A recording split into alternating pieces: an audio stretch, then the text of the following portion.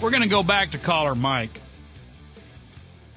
because anytime someone accuses you of racism, it's a very nasty thing to say. But unlike most of society, the workplace, the courtroom, the street, the political environment, and most of talk radio, I am not afraid of people who call other people racist because they are usually racist themselves. And they usually lack either the intelligence or the knowledge to debate you, have a discussion. So they retreat behind the idea that you're a bad person, and they try to beat you over the head with that. I find that offensive, small-minded, ridiculously stupid. Stupid is stupid. I don't care what the skin color of it is.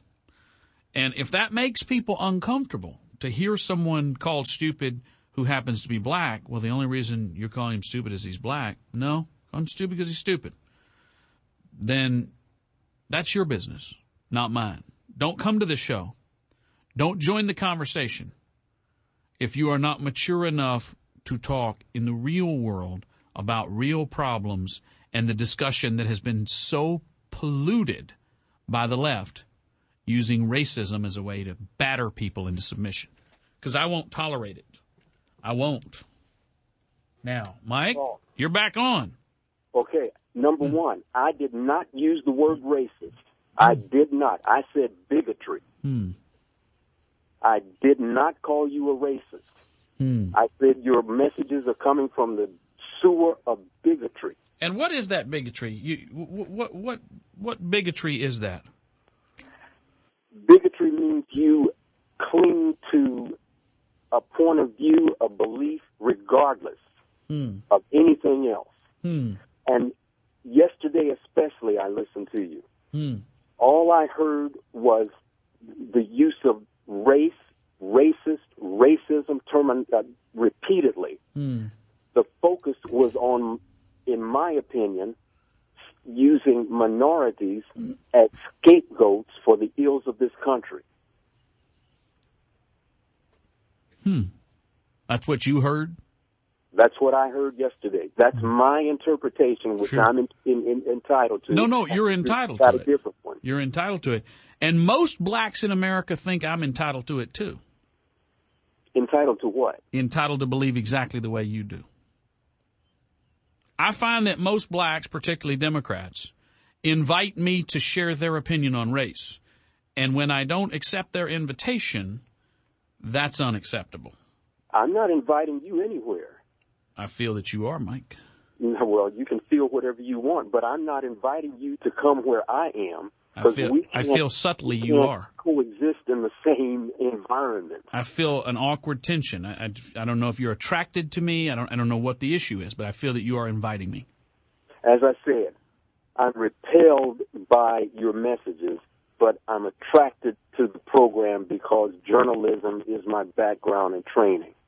And so you do have an attraction. Appalling how the environment, well, it's a whole different story when it comes to conservative talk radio. But you guys tend to deny that, some of you at least, I don't know about you, deny that you're a part of the media, but you are.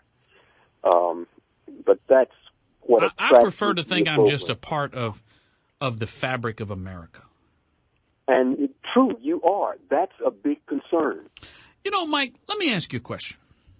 You say that I refer to race a lot. Do you think that the NAACP refers to race very often?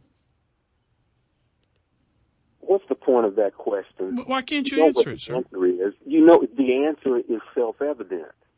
Okay. Do you think that Sheila Jackson Lee refers to race very often? I didn't call to discuss Sheila Jackson Mike, Lee. why are you I can sit and talk openly about me. You confess to your attraction, and now why? What is the fear, Mike? What is the fear? Just answer the question. You're on the high ground. I am a simple bigot with very, very little understanding of the real world. Okay. I make things up when I lack any real knowledge or expertise. I'm trying to give you an opportunity to showcase your excellence. So just a couple of questions. It won't hurt. So do you believe that the average news cycle, even if you take all the bigots out of it, do you think that the average news cycle is at least sprinkled with a few references to race that are made by people who are black or by Democrats who might gain? Do you think that occasionally? News cycle? No, I don't. I only hear it predominantly on talk radio. Okay. Well, let me ask you this, Mike. No, that's good. I got you. Increased. Yes, I'm sure it has. But let me ask you this. So, Sheila Jackson Lee tweeted yesterday. I get her tweets. I find her to be a fascinating lady. She tweeted, "For those interested in President Obama's efforts on African American issues, I would refer you to his new site." Now, she didn't the day before or the day after say, for those of you who are interested in what he's doing for Whitey, why did she send a message saying, if you want to know what he's done for black people? You don't, that's not slightly unsettling to you? Perhaps this is why she did it, Michael. Perhaps this is why she did it. She's a black woman, and her constituency is black. Period. But her constituency is not all black. Her constituency is about 40% black. I didn't say all black. But what about the white people in her district that feel left out?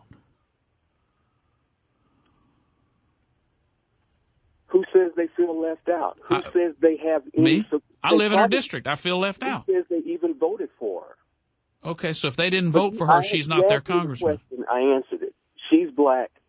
She sent the message to what she believes to be a strong, important component of her constituency. Okay, and you know what? She said 40%. I think it's perfectly valid that she does so. Let me ask you this. If John Culberson or Ted Poe were to say, hey, white people, we're going to have a gathering, and we're going to try to get some more good stuff for white people, would that be acceptable to you, Mike? Doesn't matter whether it's acceptable to me or not. In other words, you cannot answer the question. You know, here's the deal, Mike.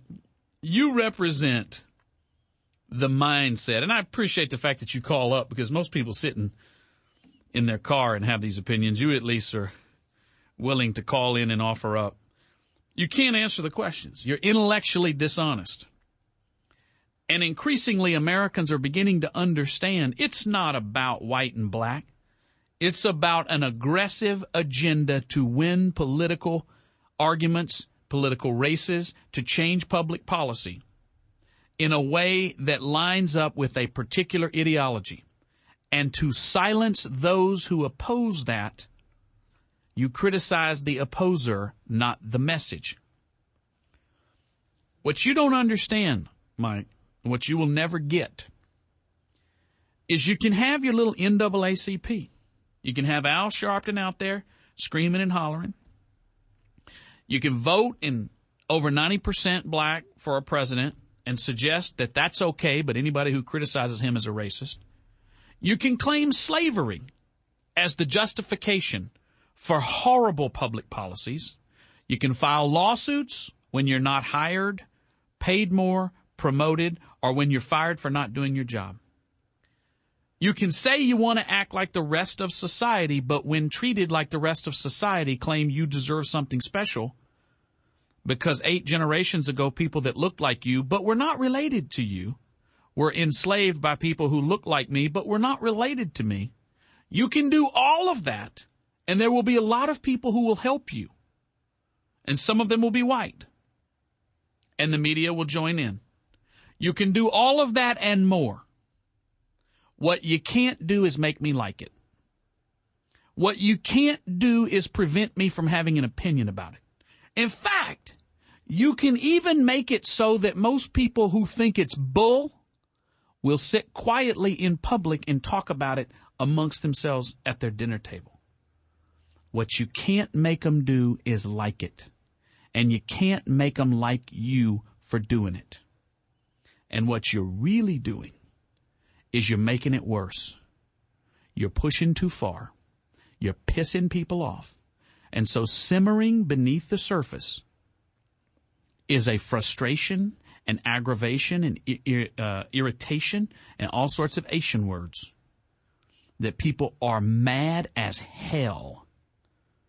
I'm not some lone guy out in the wilderness talking to an increasing massive audience of people in more and more cities.